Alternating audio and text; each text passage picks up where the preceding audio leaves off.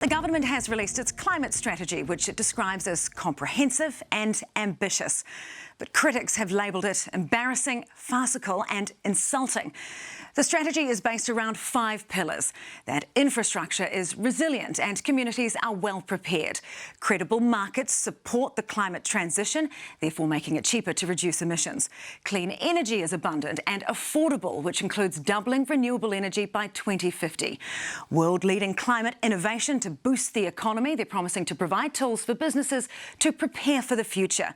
And that nature-based solutions address climate change, like restoring habitats, ecosystems and native forests.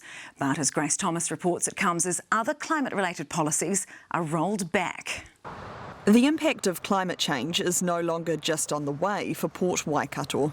It's already here, in the coastal erosion that's been eating away at its shoreline for years and swallowed Wayne and Robin Green's dream retirement home. The property's now being demolished to stop it toppling onto the foreshore. This is a bit more beachfront than we ever envisaged. It's sad and stressful and quite distressing. We've got people who feel vulnerable in times like this. It's in people's faces, they see it.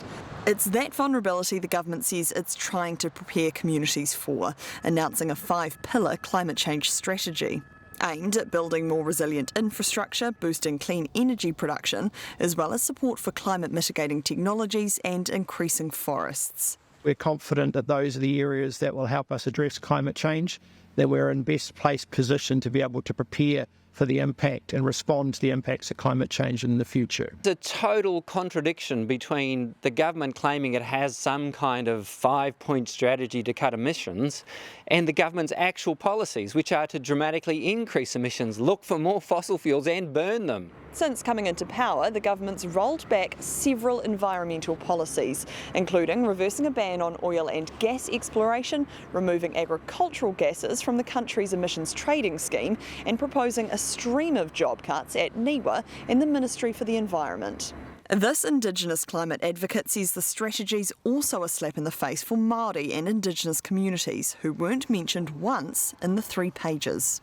It's very clear that from this strategy that the priority is not about communities, it's absolutely about the economy, which is very much in line with this government's actions. The Minister says between 2007 and 2017, climate change cost around $120 million in privately insured flood damage and $720 million in drought-linked economic loss. Climate change is a significant cost already for the New Zealand economy, and that these costs in terms of dealing with the impacts of climate change are going to increase. It's kind of Trumpian in a way, because it's like black is white, war is peace, climate denial is climate action. I mean, it's farcical. Experts say for meaningful climate action, a suite of policies to support the strategy is needed. But nothing like that was announced today. We're joined now by leading climate scientist, Professor Tim Naish. Kia ora, Tim. So you've seen this today. What is your response to the big climate announcement? Well, I have to say, pretty underwhelming, to be honest. I mean, there wasn't a lot to see there that was new. And I sort of had the feeling maybe the Minister was just reminding us that he hasn't forgotten about climate change. Yeah, I mean, look, I've read the strategy. It didn't take very long. There's only 3 pages, and that's just one-sided. Watch the press conference. I mean, is there actually anything of substance in there? Look, I think what it signals is a strategic direction, which is great. There's nothing particularly new there that I would think most governments don't have in their framework for dealing with climate change. And I think what we're all waiting to see is, you know, what are the credible pathways? How are we going to actually achieve our obligations under the Paris Climate Agreement to reduce our emissions, and how are we going to keep New Zealanders safe? How are we going to protect our infrastructure and our communities? And time is short. We've got to be having more detailed plans on this. Yeah, I mean, the Minister called it comprehensive and ambitious. Is it? Right. No, there's nothing, I mean, honestly, not at this stage. There's nothing that the previous government hadn't already outlined and implemented. So light on detail, but good on sort of aspiration. Look, it came, Tim, there's also been some sobering research out just in the past week that the world was 1.5 degrees warmer over the past 12 months. That's the threshold that the Paris Agreement was supposed to keep the world under. Can you break that down for us? What does that actually mean? Well, I mean, it means we're essentially running out of time. And, you know, the Paris Agreement has a 1.5 target, and certainly to keep global warming below 2 degrees. And this is because we're getting dangerously close to some thresholds, which once we cross them, we can't come back. There will be irreversible changes for this planet. So, I mean, it's not great reading. The planet continues to warm. We have to keep our foot on the gas, so to speak, when it comes to dealing with our mitigations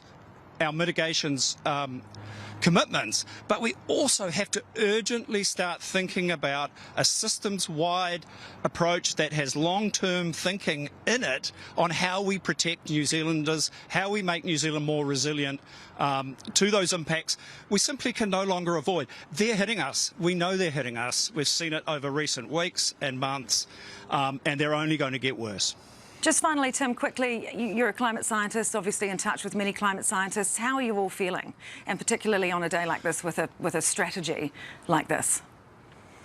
Yeah, I mean, it's two things, I think, Sam. It's frustrating because as climate scientists, we've been seeing the evidence is so overwhelmingly clear. And it's been that way for a long, long time. So, you know, governments, all of us are morally obliged to act. We have to get on with it.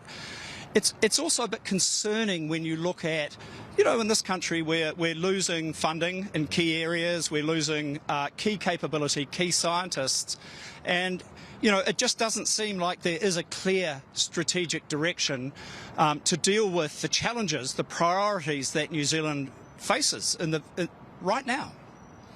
Professor Tim Naish there live for us from Wellington. Thanks so much for joining us this evening.